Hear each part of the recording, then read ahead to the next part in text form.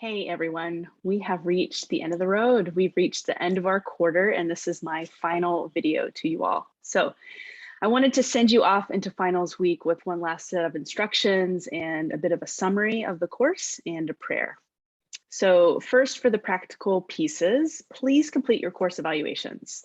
I've given you a link in the body of your announcement email, and I would ask you, it's really important, especially because this is a newer course and we really want to hear from you about the things that went well in this course and the things that you think that we should change in this course, and also just how I can improve as a professor. I'm really interested in that, so please do, if you can take some time to finish that course evaluation, that would be really great. Also, as you are writing your final papers, please feel free to reach out to me with any questions that you might have as you're going through. I've worked with many of you already, but I'm happy to help. So just know that I'll be around next week for that. So a brief summary of where we've come in the last 10 weeks. At the beginning of the quarter in a live chat, I said that I hoped that this course would help us think about our bodies differently. And many of us, and myself included, grew up with a view from our church, perhaps our families and our friends, of a disembodied view of cognition. Remember, again, cognition isn't just thinking, it's all of the processes that we use for perception, intuition, sensation, awareness, all of that. In a disembodied view, the body is, if we can think about it in computer terms, the body is the hardware. It simply takes in the sensory input and just gets it to the brain. And that's where all of the important things happen. That's where the understanding happens. So that in this scenario, the brain would be the software, or the mind would be the software. Then once all the really important actions have occurred inside the person, then the brain would have processed the information. It goes back through the hardware, goes back through the body. And that could be something like the printer, the monitor, and then back into the world. So in this view, the body is just simply an input-output system. But the real me, the real thing that is happening is inside of me, inside of my brain or my body. So that has been the dominant view, dominant model for many years. But as we have seen in this course, and I think you all have taken in, the body is critically important in what it means to be human. We are embodied people embedded in the world. I know you've heard me say that so many times. Humans are always bodies contextualized in the world of other bodies and of other experiences, of COVID or of droughts or fires. There's all these experiences in which our bodies are embedded. So we don't just have bodies, we are bodies. So when I was young and in youth group, I expressly remember being taught that my body was just an earth suit, and that one day we'd be able to get rid of our earth suits. And no one actually in the youth group focused on the fact that Jesus's teaching said that one day we will get resurrected into a body. And in fact, Jesus himself was resurrected into a body and showed himself to his disciples. So, okay, this is just a nerdy, interesting aside, but I think you'll find it interesting. Last week, I heard about the study that has to do with Botox. Now, you know Botox, right? It's very well known in LA and probably in other cities. It's shots that are shot into your face that actually relax your muscles and smooth your wrinkles. That's the point, smoothing the wrinkles. But people who got Botox wrinkles, this research found out that what happened is the frown line that happens in your face, when you get Botox, the frown line goes away. And the people with Botox can no longer frown. Okay, so the craziest part is this. It started to become a treatment, and it may still be, for depression.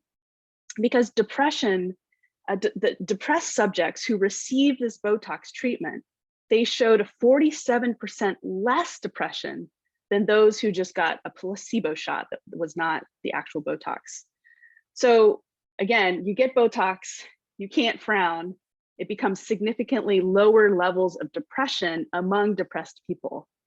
Isn't that fascinating? So we often think that like what goes on inside of us, our depressed feelings, are going to come out and affect our body. But this study says that my body tells me what to feel. If I can't frown, my mind goes, well, maybe you aren't depressed. It's a reverse of what we might have normally thought. Now, I'm not suggesting that you go and refer people who report depressive symptoms to go get Botox. It's probably not the right way to go, but it does show us that we are so embodied, and it's not this computer metaphor that I explained before. It just doesn't work. So that's what embodied cognition is like. Bodies change how you perceive the world around you. Our thinking, our perceiving, our feeling, it's all grounded in our body. You don't think yourself through the world, you feel yourself through the world, through your body.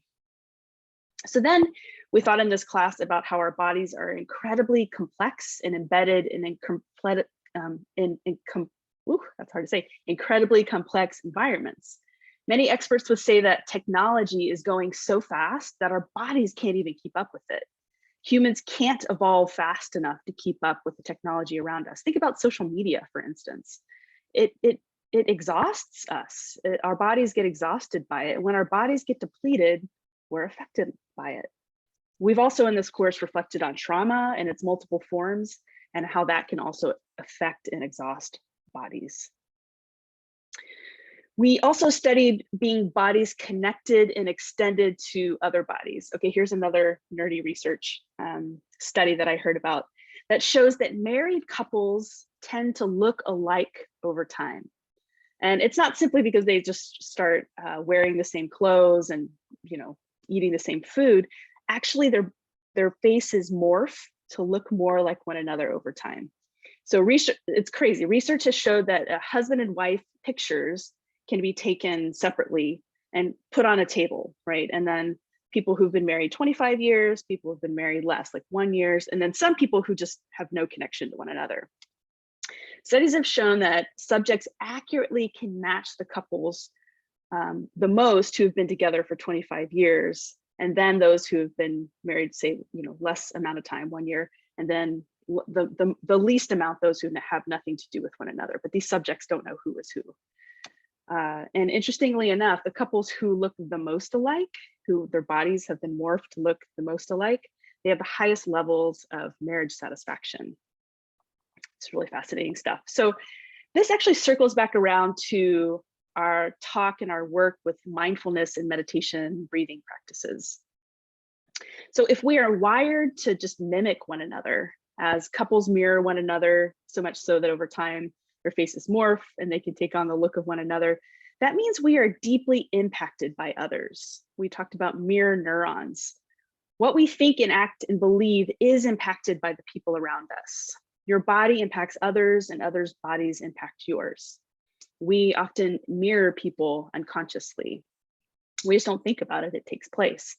So what happens when we come into contact with an unsettled body? The other person is unsettled, or maybe the other person has an anxious body, or a dysregulated body, or an angry body.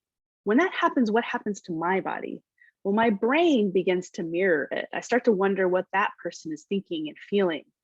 I might get animated because of my own family patterns, my own family systems, or my own patterns of trauma, or my own burnout.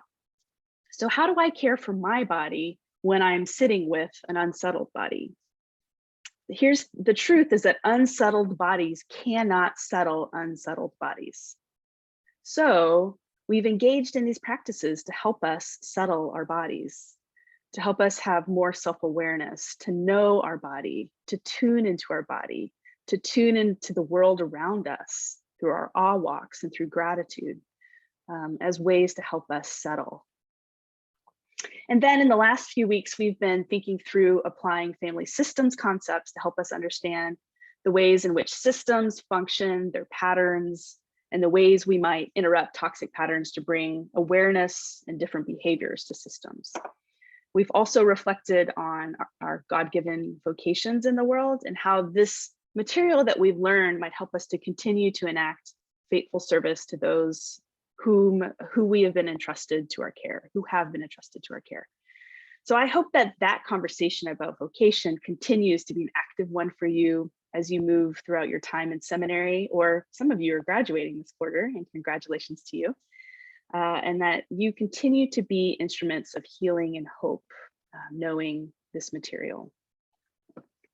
Okay, so now on a personal note, you guys have been such a great class. I have really enjoyed the conversations that I've had, the just really unique ways that you are all engaged in service, the things you're thinking about, the people who you want to care for, your honesty and your vulnerability to really open up to this material and let yourself be disrupted by this material. I've loved watching your engagement in this class. You've really stepped up to what is a difficult task of engaging over the computer, right? Over a mediated way of relating. And you guys have done it well. I've enjoyed learning from you. I've enjoyed our live chats together.